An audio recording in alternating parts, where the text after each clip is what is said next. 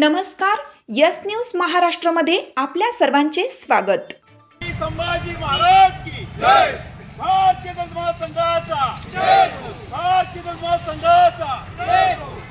कारण हे देशावर हल्ला केला प्रवृत्तीचं करायचं काय आणि गोष्ट वर पाय केंद्र सरकारचं करायचं काय आणि गोष्ट वर पाय सरन्यायाधीश भूषण गवईंचा जय हो। विश्वरत्न डॉक्टर बाबासाहेब आंबेडकरांचा जय हो। भारतीय न्यायव्यवस्थेचा जय हो। भारताचे सरन्यायाधीश भूषण गवई यांच्यावर झालेल्या भ्याड हल्ल्याचा निषेध। शिराळ्यात भारतीय दलित महासंघाचा तीव्र निषेध आंदोलन। भारताचे सरन्यायाधीश भूषण गवई यांच्यावर झालेल्या भ्याड हल्ल्याचा तीव्र निषेध करण्यासाठी भारतीय दलित महासंघाच्या वतीने शिराळा येथे निदर्शने करण्यात आली। या निषेध आंदोलनाचे आयोजन राष्ट्रीय कार्याध्यक्ष श्रीकांत कांबळे आप्पा यांच्या उपस्थितीत तर पश्चिम महाराष्ट्र अध्यक्ष दिलीप मोरे भाऊ यांच्या मार्गदर्शनाखाली करण्यात आले। शिराळा तालुका उपाध्यक्ष धनाजी तुपारे यांच्या नेतृत्वाखालील कार्यकर्त्यांनी संताप व्यक्त करत घोषणाबाजी केली।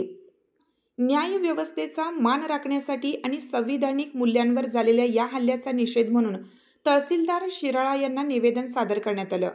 या आंदोलनात जिल्हाध्यक्ष विनोद आढाव, तालुकाध्यक्ष अमोल बडेकर, प्रकाश महापुरे, दयानंद कांबळे, सचिन मोरे, संतोष मोरे, दिलीप सोनावणे, शुभम कांबळे, शिवाजी पांढरबळे, शाहरुख पेटकर यांच्यासह असंख्य कार्यकर्त्यांची उपस्थिती होती।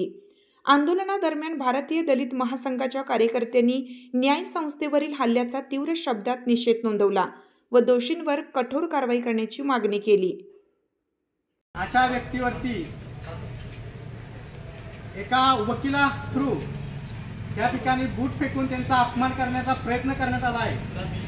माझ्या बांधवांनो, जर याचा तुम्ही विचार केला तर हा हल्ला एका व्यक्तीवर नाही किंवा अशी घटना ज्यावेळी घडते त्या घटनेमागे किंवा त्याची सुरुवात किंवा त्या घटनेमागचं प्लॅनिंग जे आहे ते कुठेतरी अगोदर सुरुवात झालेली असते किंवा त्याचं प्लॅनिंग अगोदर ठरलेलं असतं आणि त्याचा हेतू ठरलेला असतो आणि तो हेतू साध्य करण्यासाठी अशा घटनेला त्या ठिकाणी पाठिंबा दिला जातो किंवा ती घटना अंमलात आणली जाते।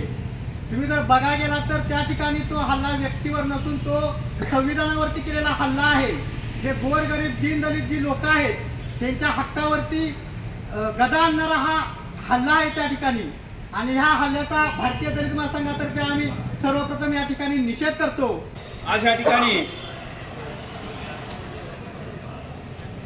हा निषेध करण्याचं कारण असं आहे की आमच्या देशाचे सुप्रीम कोर्टाचे सरन्यायाधीश न्यायमूर्ती माननीय भूषण गवई साहेब यांच्यावरती एका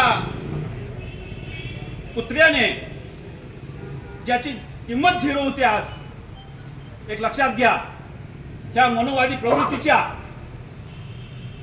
आणि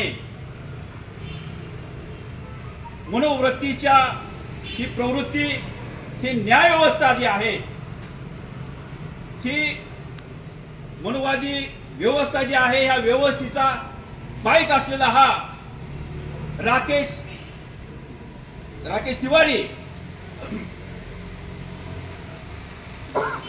किशोर तिवारी हा त्या ठिकाणी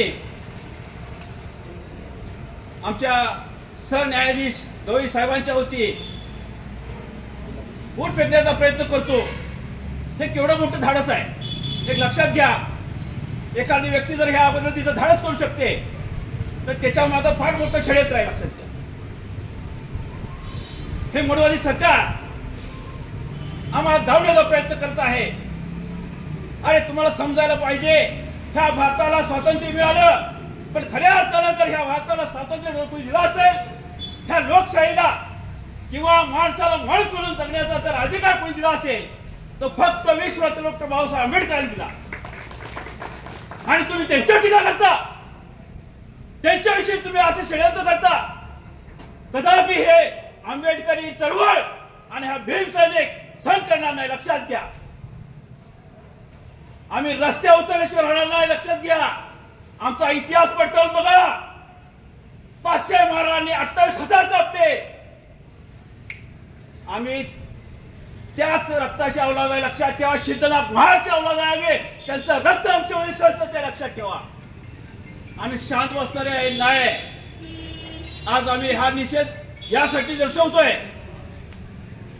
की ह्या सरकारने या गोष्टीची दखल घ्यावी आणि जो राकेश किशोर तिवारी आहे नामक जो वकील आहे त्याला त्याच्यावरती देशद्रोहाचा गुन्हा दाखल करून त्याच्यावर कडक कारवाई करण्यात यावी।